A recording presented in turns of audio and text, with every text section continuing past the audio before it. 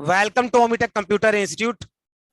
और स्टूडेंट्स, आज हम डिस्कस करने वाले हैं जो पहला हमारा एक बेसिक रूल होता है किसी भी एंट्री को डेबिट व क्रेडिट करने के लिए।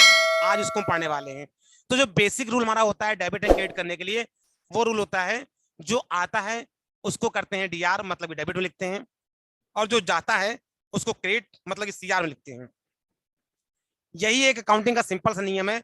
अगर एक बार आपको ये नियम समझ में आ गया तो आपको अकाउंटिंग में डीआर और सीआर करना बहुत ही आसानी समझ में आ जाएगा। तो ये नियम कहीं आप रूल कहीं लिख लीजिए कॉपी पे। जो आता है उसको डेबिट मतलब कि डीआर लिखते हैं, और जो जाता है उसको क्रेडिट मतलब कि सीआर लिखते हैं। इसको चाहें तो आप एज प्लस माइनस हो सकते हैं कि जो डीआर हो रहा है वो प्लस और जो सीआर हो रहा है वो माइनस। बहरहाल एग्जाम्पल से इसको अच्छे से क्लियर करते हैं। हमने आपको एक सिंपल सा कुछ एग्जाम्पल है वो समझाने वाले हैं, और ये जो एग्जाम्पल है ये सेल का एग्जाम्पल है। हमने एक सिंपल एग्जांपल लिया, सोल्ड गुड्स ₹20,000 कैश।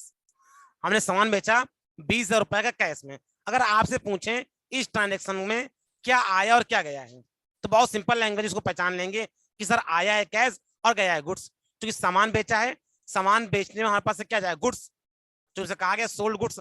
यहाँ पे गुड्स वो सामान है जिसका हम व्यापार कर रहे हैं। तो गुड्स माने, गुड्स का हिंदी मतलब होता है सामान। सामान कुछ भी हो सकता है, सामान कुछ भी हो सकता है, पर हमने यहाँ पे इसको एग्जाम्पल माना सोल्ड। सोल्ड मतलब गुड्स, सामान बेचा है, तुम्हारे पास से क्या गया गुड्स, और उसके बदले क्या आया है कैश। सिंपल लैंग्वेज है कि हाँ सर इस ट्रांजेक्शन में क्या आया और क्या गया है ये हम पहचान लेंगे। ठीक है, आफ्टर दैट अब आपको करना क्या है, जब इसको डीआर और सीआर में कन्वर्ट करेंगे तो लिखेंगे एक सिंपल सा एक छोटा सा चेंजमेंट रहेगा कि एंट्री में जब गुड्स जाता है, एंट्री में जब गुड्स जाता है तो जर्नल एंट्री लिखते समय क्या करेंगे, हम गुड्स की जगह पे सेल शब्द का इस्तेमाल करेंगे। क्यों? क्योंकि सामान बेच रहे हैं, हमने लिखा सोल्ड गुड्स। क्योंकि हम बिक्री कर रहे हैं, सामान को बेच रहे हैं, सामान बेचने की वजह से क्या हो रहा है गुड्स जा रहा है। तो हम यहाँ पे जो गुड्स जा रहा है उसको एक पहचान देने के लिए यहाँ पे क्या करेंगे, सेल शब्द का इस्तेमाल करेंगे। हम क्या करेंगे, सेल शब्द का इस्तेमाल करेंगे। अब चूंकि जो आया है जो गया है वो पहचान लिया, दूसरा ने ये भी एक सिस्टम समझ लिया, एक नियम समझ लिया कि जो जाता है मतलब जो गुड्स है उसको क्या लिखते हैं, सेल लिखते हैं। अब इसको बहुत ही सिंपल फॉर्मेट में हम डीआर और सीआर के फॉर्मेट में लिख देंगे। डेट में डेट आ जाएगी, यहाँ पे नहीं दी गई है तो हमने नहीं ली है। पर्टिकुलर में क्या आया है तो लिखा कैश, और आया है इसलिए उसका अमाउंट कहाँ लिखा, डीआर साइड में। हमने पढ़ा है जो आता है उसको कहाँ लिखते हैं, डीआर में। तो पर्टिकुलर में लिख दिया कैश, और उसका जो आया अमाउंट उसकी जो वैल्यू है वो कहाँ लिख दी है, उसकी जो वैल्यू है वो कहाँ लिखी मैंने 20,000 रुपए, वो लिखी डीआर वाले कॉलम में। क्या गया है, गया है गुड्स, लेकिन उसकी जगह क्या लिखेंगे, लिखेंगे सेल, और उसका अमाउंट कहाँ लिखेंगे सीआर में 20,000 रुपए। तो आपको समझ में आया किस तरीके से हमने अपने ट्रांजेक्शन को पहले आइडेंटिफाई किया कि क्या आया और क्या गया, और उसके बाद फिर हमने इसको डीआर और सीआर के फॉर्मेट में कैसे कन्वर्ट किया। तो हमारा जो मेन जो ऑब्जेक्टिव है वो ये है कि एंट्री को डीआर और सीआर में कन्वर्ट करना। मतलब हमको ट्रांजेक्शन मिली इस तरीके से और हमने उसको कन्वर्ट किया इस तरीके से। ये बाकी जो बीच का पार्ट है ये हमने आपको समझने के लिए, आपको समझाने के लिए बताया है। बाकी हमारा जो मेन इनपुट और आउटपुट है वो ये है कि ये हमारा क्वेश्चन है, ये हमारा क्वेश्चन है, और इस क्वेश्चन का जो आंसर है वो ये रहा कि कोई ट्रांजेक्शन जो आएगी उसको किस तरीके से हम कन्वर्ट करेंगे। चलिए एक और एग्जांपल को दिखाते हैं तो एक चीज को क्लियर होती है। एक एग्जांपल को देखते हैं, सोल्ड गुड्स ₹25,000 बाई चेक। हमने यहाँ सामान बेचा 25,000 रुपए का बाई चेक।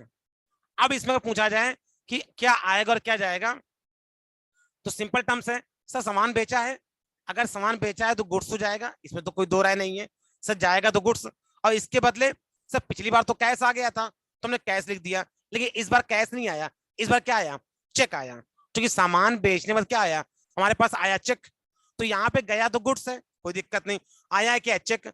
अब यहाँ पे थोड़ा सा एक चेंजमेंट है लैंग्वेज में, वो लिखा है कि जर्नल एंट्री लिखते समय मतलब जब इसको हम जनरल एंट्री के फॉर्मेट में डीआर और सीआर के फॉर्मेट में लिखेंगे तो हम चेक की जगह पे क्या होगा, हम बैंक शब्द का इस्तेमाल करेंगे। क्योंकि देखिए चेक जो होता है वो एक माध्यम है, जो चेक होता है वो एक मीडियम एक माध्यम है, लेकिन ले देखिए अगर हम देखें तो जो अमाउंट है जो वैल्यू है वो कहाँ आएगी हमारे बैंक में।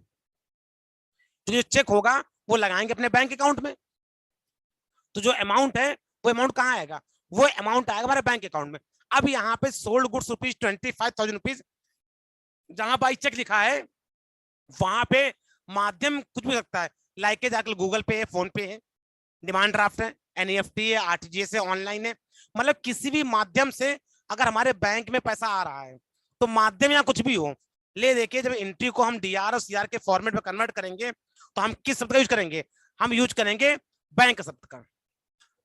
तो अब यहाँ पे आया क्या है, आया है चेक, और चेक की जगह पे क्या लिखते हैं हम, बैंक।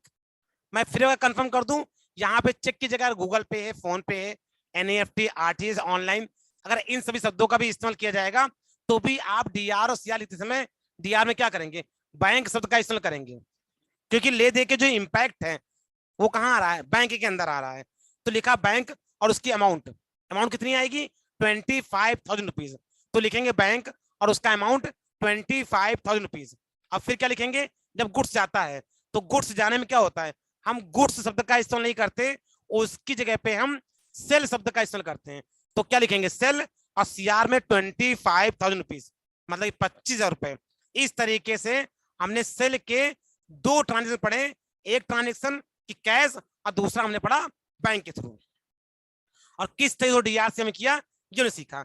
अब इसका अगर कंक्लूजन निकालें, अगर इसका एक निष्कर्ष निकालें कि सर सेल करने पे, गुड्स को सामान बेचने में, जब हम सेल की एंट्री करते हैं मतलब सामान को बेचते हैं, गुड्स को बेचते हैं, तो अगर ध्यान देंगे तो दोनों ही ट्रांजेक्शन में, चाहे हमने कैश के थ्रू सामान बेचा हो, चाहे हमने बैंक के थ्रू सामान बेचा हो, ले दे के दोनों में सीआर क्या होगा, सेल।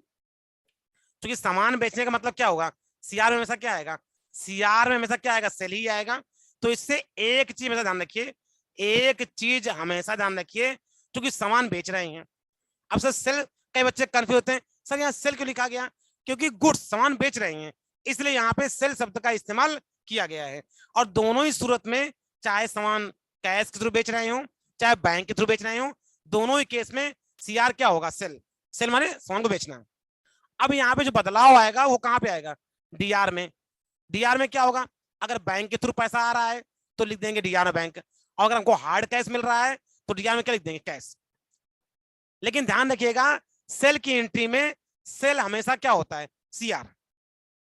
अगर आपको सेल की ट्रांजेक्शन मिल रही है, अगर आपको सेल की ट्रांजेक्शन मिलती है, तो एक बात ध्यान रखिएगा, इस पूरे कॉन्सेप्ट में हमको एक चीज क्लियर हो गई है कि जो सेल का अकाउंट होता है, जो सेल होता है, वो हमेशा कहाँ होता है, सीआर होता है।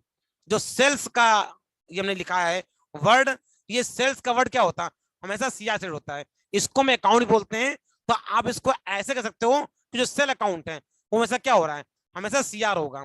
कभी भी गलती से भी सेल अकाउंट को आप डीआर नहीं करेंगे, क्योंकि दो ट्रांजेक्शन पढ़ी हमने, और दोनों ही ट्रांजेक्शन में हमको ये बात समझ में आ गई, गुड्स जा रहा है, गुड्स बेचा जा रहा है, इसलिए हमने सेल शब्द का इस्तेमाल किया है। और ये हमेशा कहाँ लिखा जाएगा, सीआर साइड में लिखा जाएगा।